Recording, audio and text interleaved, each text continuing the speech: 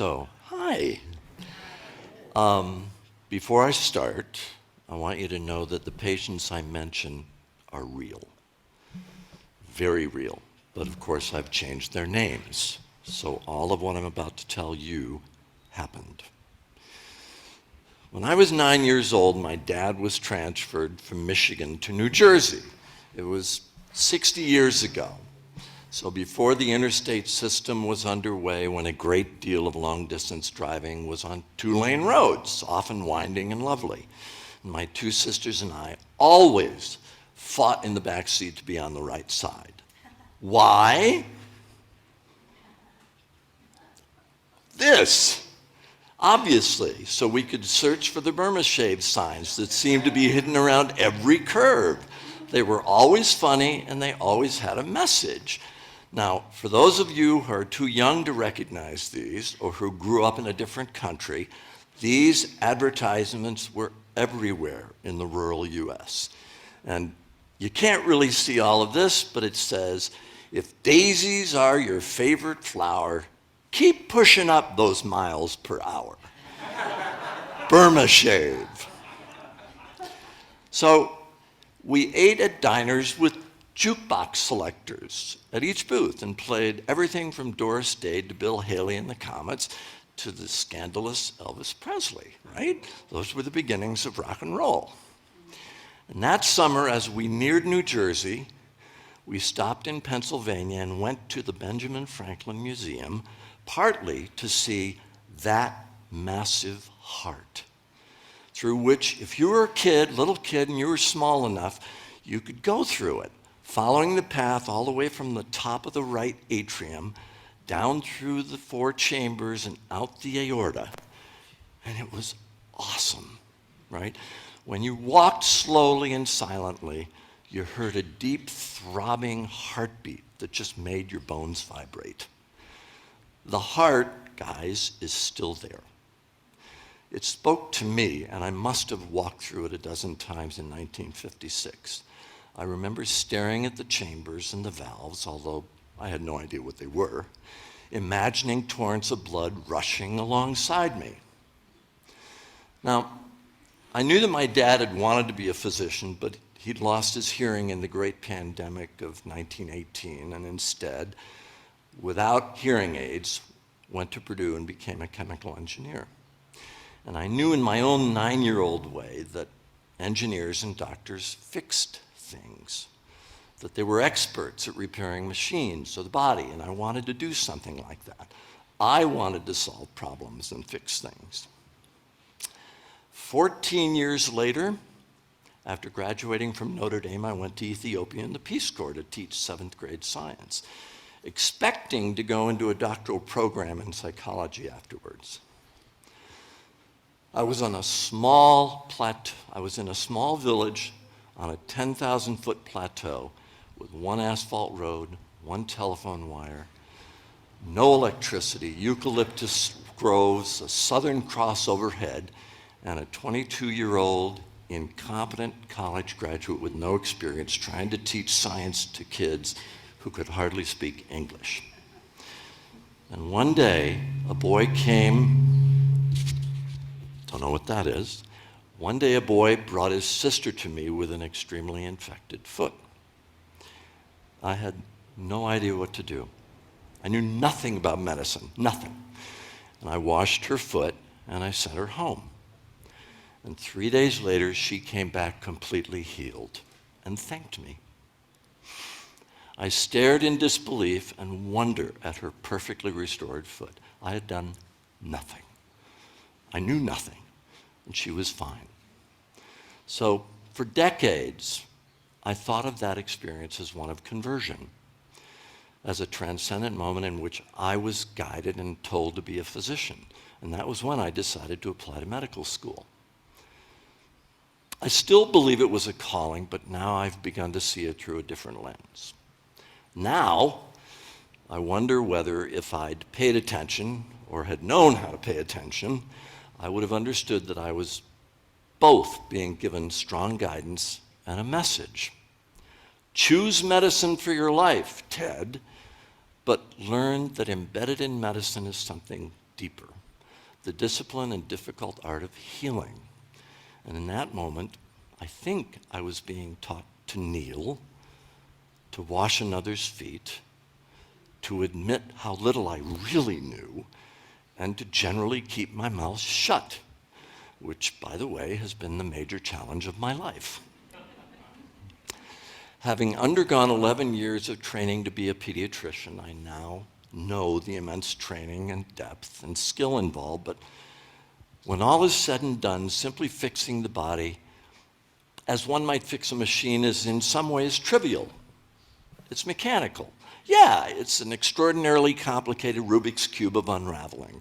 And yes, it's intricate, it's never to be mastered, but it's a process. It's amenable to formalized analysis and solution. 50 years ago, the first inklings of what we would now call artificial intelligence was appearing in the guise of problem-oriented medical records, a problem-oriented curriculum. And believe it or not, from Kalamazoo, Michigan in 1975, I had access to the first attempts using computers to teach new diagnostic approaches at Mass General in Boston. For me, medicine as analysis and solution was really seductive. So, as it happened, I landed at Michigan State University's College of Human Medicine, one of the country's first leaders in alternative medical education. So in that first year, we were filmed while we interviewed patients, actually actors from MSU student body with scripts. We would then watch ourselves, and we discovered how our own biases, of which we were completely unaware, kept us from hearing what was actually being said. It was stunning. It was an amazing revelation. To be open required first being aware of how I wasn't open. I couldn't help another until I could hear them. I couldn't do that unless and until I repaired myself. Well, I got that intellectually, but in some ways it was theoretical until the summer of 1975 when I had my first patient experience. My very first patient experience. And this is a poem I wrote not long ago about that. Mending. They lied to me. I sat on those hard chairs for years, flooding my eyes with light shows of detail, and I lay in bed, ingesting endless mountains of wisdom. They gave me a white coat, pockets bulging with exciting tool toys, and they told me I'd be able to fix things. That all fell apart in the nursing home. She was my very first patient. She was 90. She told me about that one fall night in Philadelphia when she was a girl. The flu was everywhere. We were all hiding. I went to bed, and when I woke up, the family next door, they were all dead. It's true. She told me that and she wept. They just lied. You don't mend anything with tools or tape or thread and needle. You mend by sitting and holding hands and saying nothing and blending your tears with theirs. That woman was my first patient, my first teacher in simply sitting and being with someone who was suffering. The lesson for me, obvious now but bewildering and difficult at the time, was that the word repair does not simply mean fix, cure, eradicate, or any of the many synonyms that might come to mind. Its etymology is actually deep, and it has two equally rich meanings. Both sprout through Middle English, one from Old French, which means to make ready again, but the other one, the deeper of the two, and for me the one that counts, is from Latin, repatriare, to return home. I was helping her to return home just by receiving her long-held grief. Repair is not a project. It's not an algorithmic process. It's not an action, something done to another. Repair is dance, participation, a celebration of mutual reliance. It's most definitively not a shaman's act of curative power or demonstration of skill, but it has great power. Now, fast forward 4 years. I was in my second year at the University of New Mexico in my residency for pediatrics. This was 44 years ago. There were no pediatric emergency rooms. There was no pediatric emergency medicine subspecialty. We were on call every third night. And if a kid came into the ER, we residents were responsible. We were it. So a couple of months earlier, while on my cardiology rotation, I had acquired a newborn patient, Carlos, with multiple incurable heart defects. And I was on call for the ER when they woke me at about 2 a.m. and said, "A 4-month-old named Carlos is here and we need you stat." I ran down and I found him with his parents, blue, in distress, his mom clutching him tightly in fear. And the ER docs wanted to know from me whether we should intervene. Now there's a moment, a threshold that marks the time when you know traditional medical tools have failed or are going to fail. Perhaps one of the most difficult tasks is to learn that when that threshold has been crossed, you accept it with humility and reverence. And this was such a threshold. Guys, I was young. I was afraid. I was afraid to say yes. I was afraid to say no. But there was time, so I called my mentor, John Acey, who lived 10 minutes away. And he came in instantly to be with me, to give me the guidance I needed. In his presence, John finally said, "Ted, this is your decision. You know the family. I don't." But he was there as my support as I supported the parents. So here's what I saw. I saw a 4-month-old Carlos. In front of him was a minefield of ventilators, blood draws, arterial lines, chest tubes, intense, painful intervention, with an ultimate outcome that would not be meaningfully different. He was going to die soon. So I took a deep breath, nodded no to the team, turned to the parents and said, "Hold your baby close and be with him until he says goodbye." And John and I both stayed with them until the end. This is repair. This was holding hands and sending a baby home. Didn't feel like it at the time, it just hurt. But it was a lesson in the mutuality of healing. Now, you all might not think there could be anything positive in such a moment, but you'd be wrong. There's relief, loving remembrance, expansiveness, gratitude, and perhaps even a little joy.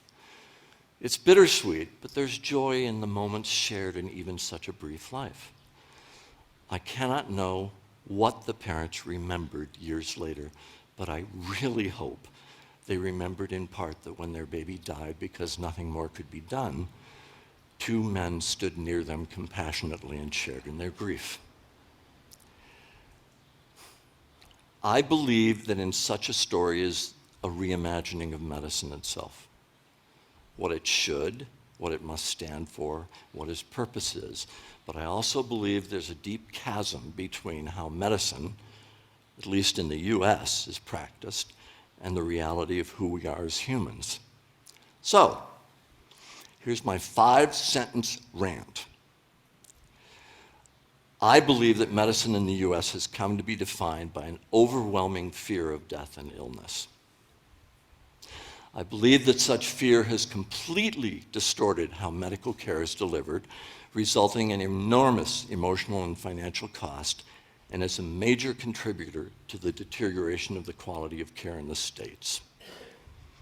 Think about this.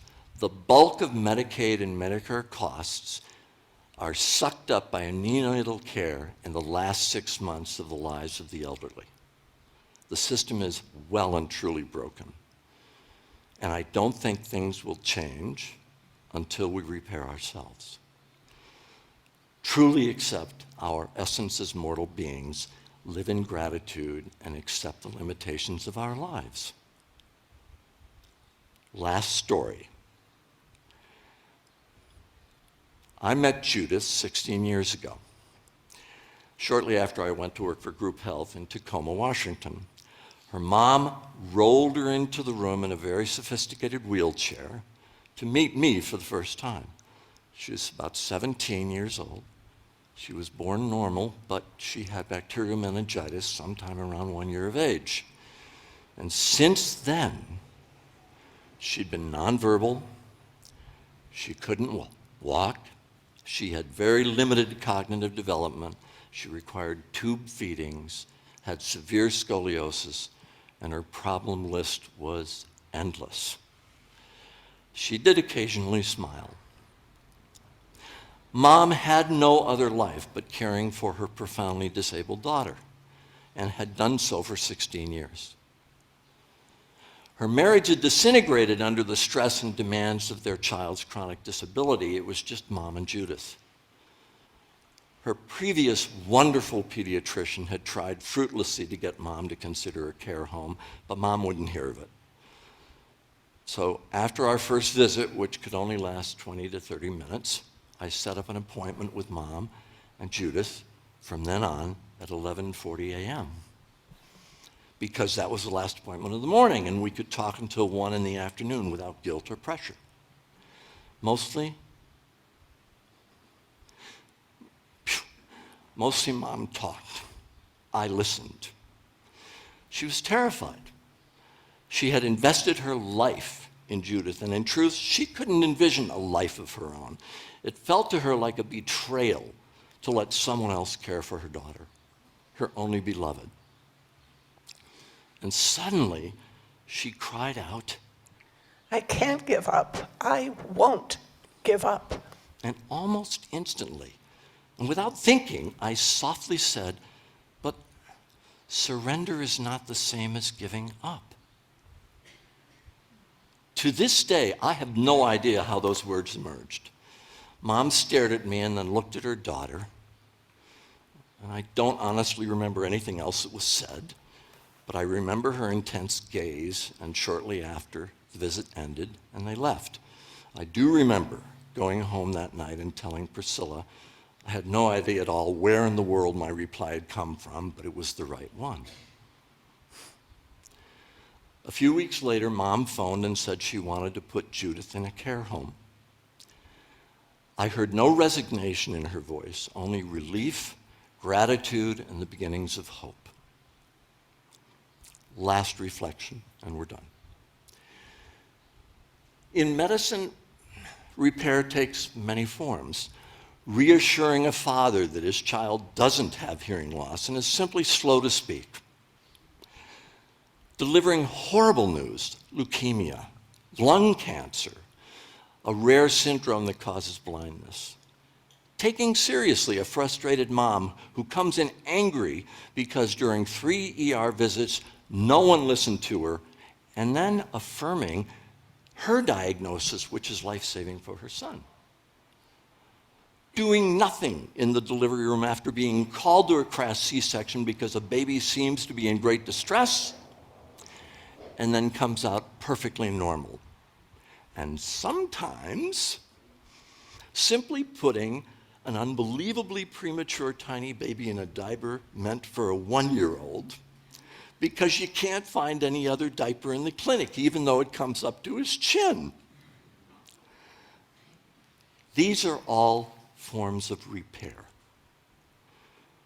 Whatever form it takes within medicine, whatever form it takes within our lives, whatever our work may have been or is, and perhaps especially right now, right at this moment, Repair is about hearing what is being said.